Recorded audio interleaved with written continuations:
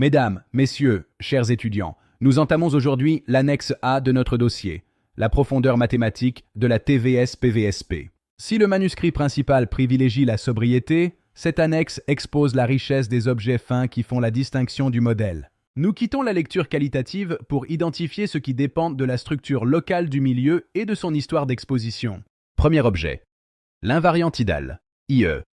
Il capture le grain du milieu, là où le champ apparent G peut parfois sembler nul. Vient ensuite la compacité, car la masse totale ne suffit pas. La manière dont la matière occupe le volume sollicite le bulk différemment. Enfin, le terme de mémoire M représente la capacité du vide à conserver une trace fonctionnelle des contraintes passées. Ces trois piliers forment notre loi effective avancée, une signature discriminante qui renforce la portée de la TVS. Dans notre prochain épisode, nous confronterons la sphère pleine à la coquille mince. Merci de votre attention. Messieurs, mesdames, nous passons aujourd'hui à l'application la plus élégante de nos objets avancés, la comparaison de deux géométries.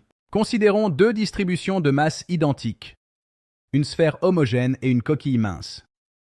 Pour la gravité classique, elles sont équivalentes. En effet, au centre exact de ces deux configurations, le champ gravitationnel local est strictement nul. L'accélération disparaît.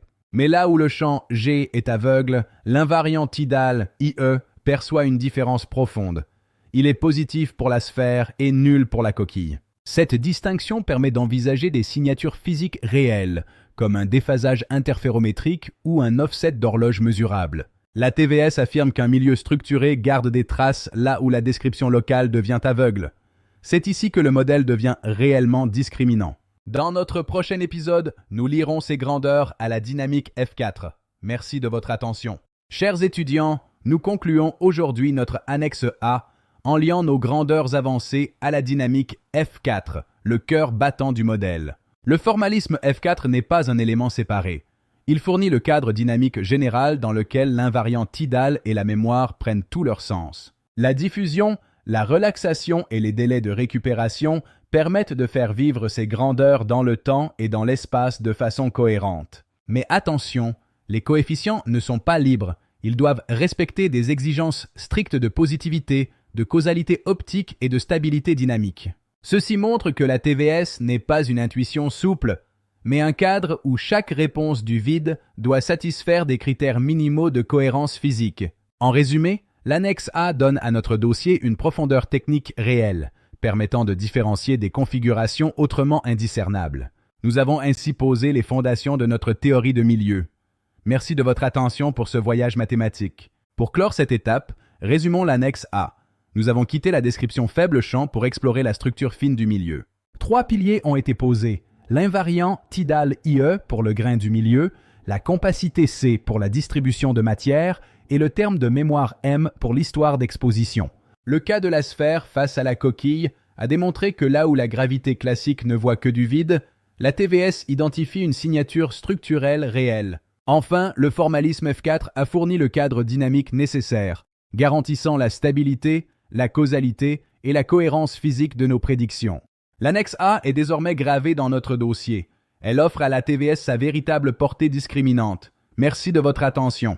Messieurs, mesdames, concluons cette annexe expérimentale par la rigueur méthodologique, l'identifiabilité et la falsification. Nos protocoles intègrent des garde-fous stricts, permutation à bas, modulation réelle, campagne longue et analyse en aveugle. Le préenregistrement minimal formalise à l'avance les durées, les sensibilités et les critères d'arrêt de chaque campagne.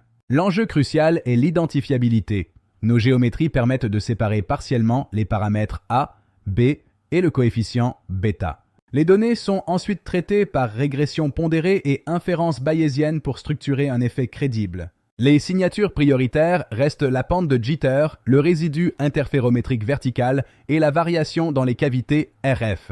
Mais la théorie des vides structurés ne se protège pas derrière une souplesse infinie.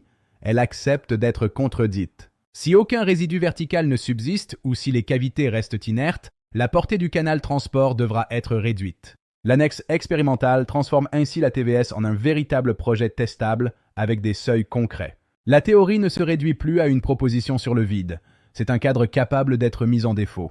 Merci. Messieurs, mesdames, chers étudiants, bienvenue dans ce deuxième épisode consacré aux annexes de la TVS-PVSP. Nous explorons aujourd'hui l'annexe C, la branche la plus profonde de notre édifice, traitant de la commande K et de l'effet de Dennis.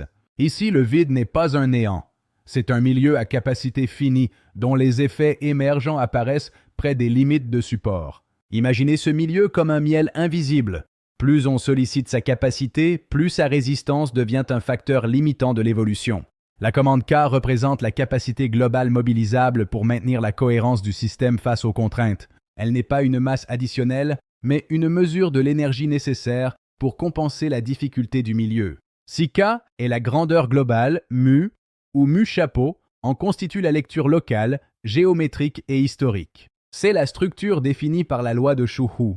Moins le vide est disponible, plus la redistribution de l'excitation devient coûteuse. Cette loi est une théorie des seuils. Elle prédit les changements qualitatifs de comportement du milieu structuré. Dans le prochain volet, nous verrons comment cette capacité devient limitante avec le temps et la distance. Je vous remercie de votre attention pour ces premières fondations. Messieurs, mesdames, à très bientôt. Messieurs, mesdames, nous poursuivons notre exploration de l'annexe C avec l'étude de l'effet de Dennis et de la divergence compensée. L'effet de Dennis n'est pas instantané. C'est une loi d'évolution lente liant la durée, la distance et la disponibilité du vide. Plus un système est sollicité longtemps, plus la structure du milieu se modifie. Compression, saturation ou divergence compensée. C'est l'image du phare dans le brouillard. Augmenter l'éclat ne suffit plus si le milieu lui-même devient le facteur limitant. Une partie croissante de l'apport énergétique sert alors à maintenir le régime ou à compenser la saturation plutôt qu'à produire du mouvement. La conservation ne porte plus seulement sur l'énergie classique, mais sur l'ensemble énergie plus capacité du vide. Cela se manifeste physiquement par un ralentissement, une réduction de performance utile face à la difficulté croissante du milieu. L'effet de Dennis est ainsi la forme cumulative sous laquelle la capacité K du système finit par brider l'évolution globale. Nous avons désormais les clés pour comprendre les régimes saturés. Messieurs, mesdames, merci de votre attention. Messieurs, mesdames, résumons l'annexe C, l'arrière-plan ontologique de notre milieu réactif. Le vide possède une capacité finie. La commande K mesure ce réservoir mobilisable pour maintenir la cohérence du système. Mhu en est la lecture locale structurée par la loi de Shuhu. Plus le vide manque, plus la redistribution devient coûteuse. L'effet de Dennis décrit la saturation cumulative. Avec le temps et la distance, la capacité du milieu devient elle-même limitante. C'est la divergence compensée. L'énergie injectée sert à lutter contre la saturation plutôt qu'à produire du mouvement utile.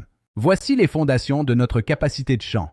Messieurs, mesdames, merci de votre attention. Messieurs, mesdames, chers étudiants, bienvenue dans ce nouveau chapitre de notre dossier maître. Nous abordons aujourd'hui l'annexe D, la branche la plus ambitieuse de la TVS, la PVSP. Ici, le vide est un champ fondamental unique. Gravité et temps y sont des manifestations d'un même substrat. Le cœur de cette branche est l'introduction du champ scalaire I représentant l'état du bulk. Le vide n'est plus un simple support, mais un milieu dynamique que nous appelons le bulk. L'équation canonique régit ce champ, intégrant un potentiel V de I, la diffusion spatiale, et la source matérielle. Contrairement au manuscrit principal, le bulk peut ici porter des ondes et des transitions de phase riches. Nous réintroduisons la disponibilité A, mesurant la capacité du bulk à accueillir la matière. C'est ce gradient du champ qui définit la gravité, reliant l'état du milieu à la force observée. Comme dans le manuscrit principal, le temps est tenu pour intrinsèque dans la TVS-PVSP. Ce qui change, c'est la cadence des systèmes. Imaginez un métronome dont le rythme dépendrait de la densité du milieu. Ce sont les processus qui ralentissent, non le temps lui-même. Une fois le champ y posé comme fondamental, le bulk peut supporter des modes ondulatoires à part entière, des ondes de vide. Ici, la lumière est réinterprétée comme une propagation dans ce milieu fondamental soumise à l'état local du champ. La commande K trouve ici sa justification théorique. Elle relie la fluidité du vide à l'état du champ fondamental. Dans les situations extrêmes, le bulk peut entrer dans un régime saturé ou gelé. C'est notre lecture des trous noirs. L'annexe D est un laboratoire fécond pour une physique globale du vide. Merci de votre attention, chers étudiants. Messieurs, mesdames, résumons l'annexe D.